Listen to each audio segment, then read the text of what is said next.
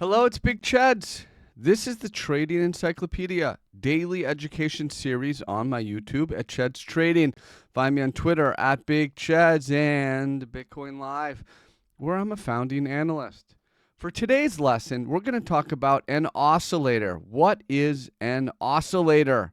Well, you see here the AI overview. You can pause and read this on your own. You've probably heard of many of these before. I'll show you an image of what an oscillator does. Use an oscillator like, for example, the RSI, like the stochastics or the stochastics RSI, the MACD, the commodity channel index. I have separate videos on all of these. You can pause and go ahead and watch those on your own.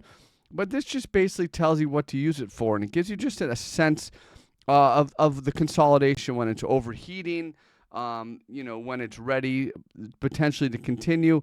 And one thing you want to know about an RSI, let's pull one up and we'll talk about it. So let's take, for example, here we have the RSI, which is a bounded oscillator. Okay, a bounded oscillator means that it has a fixed limit from 0 to 100. Some oscillators are unbounded. I believe the commodity channel index or the chalk and money flow, one of those two is definitely unbounded. When it's unbounded, it can keep going up. Even though the number here on the RSI goes above 100, you cannot have an RSI above 100 or below 0. So it's bounded. And it oscillates, which means it moves between the upper and lower boundaries.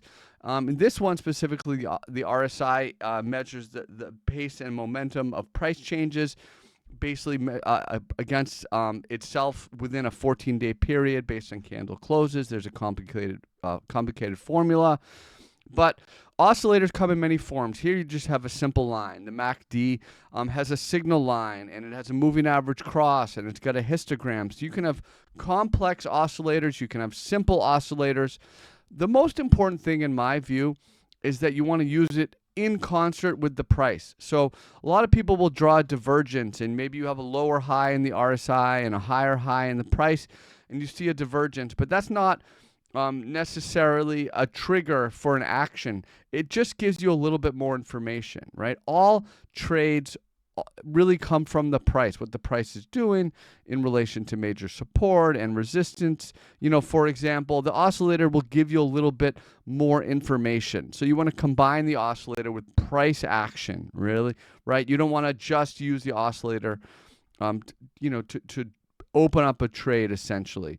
These oscillators come in very different formats. The basics of each oscillator talks about that. You use it in conjunction with other indicators like a moving average, for example, something like that, or even the Bollinger Bands when the price is below the lower Bollinger Bands, maybe, and then, maybe the RSI is oversold, then maybe you want to do something. But each of these oscillators can work in different ways. So you want to watch individual videos on each of these to know. For example, like the RSI, you don't buy oversold, you buy when it leaves oversold. And you look for something like a failure swing.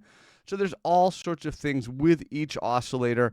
But you have these bounded oscillators, and then you have centered oscillators, where you have a zero line in the middle, and the oscillator will go up and down over the centered lines. You have centered oscillators, you have bounded oscillators.